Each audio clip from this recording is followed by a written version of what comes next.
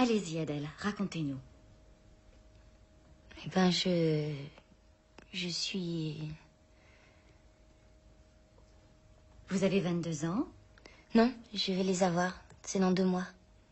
Et vous avez arrêté vos études très tôt pour entrer dans la vie active. C'est bien ça, Adèle? Oui, c'était pas tellement pour entrer dans la vie active, c'est parce qu'à l'époque, j'avais rencontré quelqu'un. C'est pour être avec lui que j'ai arrêté, mais... Fait que je suis partie de chez moi. Je préférais vivre avec un garçon qu'avec mes parents, alors dès que ça s'est présenté, j'ai sauté dessus. Enfin, sur l'occasion. C'était un besoin de liberté. De liberté, je sais pas. C'était surtout pour coucher avec lui, vous voyez, parce que...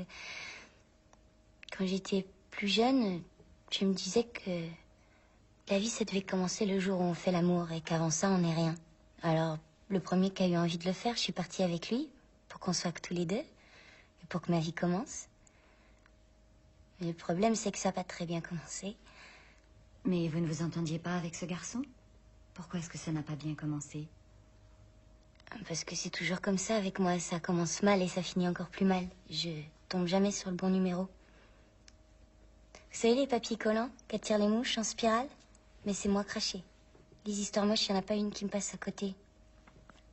Faut croire qu'il y a des gens comme ça qui font aspirateur pour soulager un peu les autres. Je tombe jamais sur le bon numéro.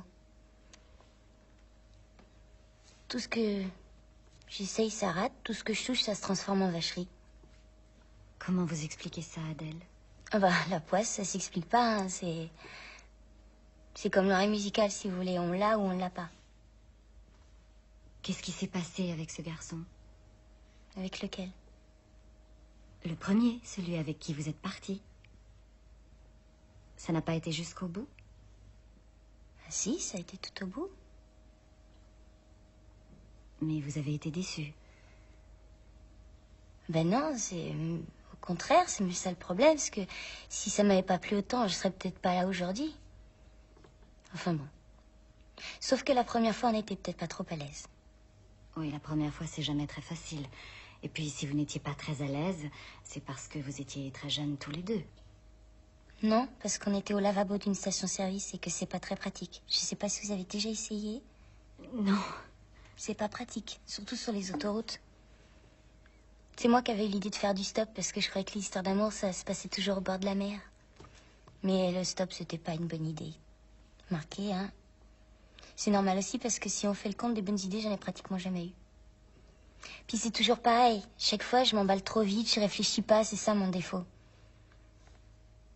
Heureusement que quelqu'un m'a ramassé, sinon je crois que j'aurais été capable de me jeter sous un camion ou sous autre chose. Qui vous a ramassé?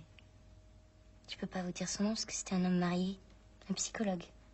D'ailleurs, il a tout de suite senti que j'avais un coup de cafard carabiné. Il s'est mis en quatre pour me remonter le moral. Il s'est même tellement mis en quatre, j'ai même cru que j'étais tombée à moitié enceinte. Mais coup de bol, c'était juste l'appendicite. Enfin, coup de bol, façon de parler, parce que avec l'anesthésiste, je peux pas dire que j'ai eu énormément de bol. Vous avez eu des problèmes avec l'anesthésiste? Non, elle était gentille. Puis il avait l'air d'être tellement amoureux que je l'aurais suivi à l'autre bout du monde. Mais en fait, on n'a pas été plus loin que Limoges. C'est marrant, hein? Comme les gens peuvent avoir l'air raides amoureux en l'étant pas du tout. C'est un truc qui doit être facile à imiter. Il me disait que je faisais l'effet d'un verre de Cointreau. Mais le Cointreau, il a dû s'en lasser assez vite, c'est pour ça qu'il est parti téléphoner. À qui? Ah ça, j'ai jamais su, parce qu'il est jamais revenu. On était dans un restaurant, et je savais pas qu'il y avait une sortie par derrière, c'est pour ça que j'ai attendu jusqu'à la fermeture. Le patron habitait juste au-dessus. Ça sentait un peu la friture, mais il avait des mains douces et calmes. Les mains, c'est traître, ça peut vous faire croire n'importe quoi. C'est comme ça que je suis rentrée dans la vie active. Enfin, que je suis devenue hôtesse d'accueil chez lui. Hôtesse d'accueil, ça consistait en quoi? Bah, au début, surtout à accueillir, à être souriante avec tout le monde. Ça donnait pas la méningite comme travail. Mais les sourires, c'est ce que c'est. Ça donne vite des idées. Et puis à Limoges, il y a tellement d'hommes qui se sentent seuls. Vu de l'extérieur, on se rend pas compte. Mais le juge m'a dit que c'était un des coins de France qui avait le plus de dépressifs, c'est pour vous dire. Quel juge, Adèle? Celui qui s'est occupé de moi quand ils ont fermé le restaurant. À cause des hôtesses d'accueil.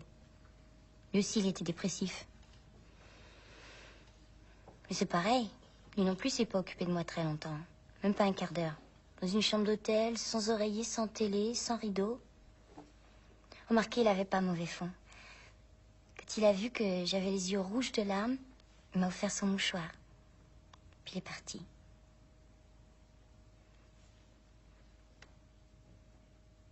Peut-être que j'ai jamais mérité mieux. Ça doit être écrit quelque part, je sais pas où. Il y en a qui sont faits pour vivre en rigolant. Moi, j'ai jamais passé un seul jour de ma vie sans me faire avoir. Tout ce qu'on m'a promis, j'ai toujours cru. Mais j'ai jamais réussi à rien, ni à servir à quelque chose, ni à compter pour quelqu'un, ni être heureuse, ni même vraiment malheureuse, parce que sûrement on doit être malheureux quand on a perdu quelque chose. Mais j'ai jamais rien eu à moi, à part mon manque de bol. Comment vous voyez votre avenir, Adèle? Je sais pas.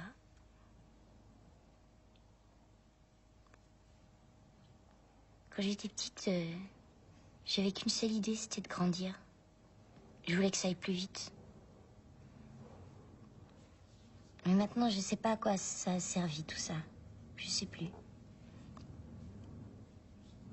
Devenir plus vieille. Ce qu'il y a devant moi, j'ai l'impression que c'est comme une salle d'attente. Dans une grande gare, avec des bancs, des courants d'air. Et derrière les vitres, des tas de gens qui passent à toute allure, sans me voir. Ils sont pressés, ils prennent des trains ou des taxis. Ils ont quelque part où aller, quelqu'un à retrouver.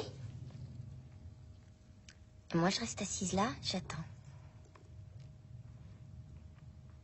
Mais vous attendez quoi, Adèle?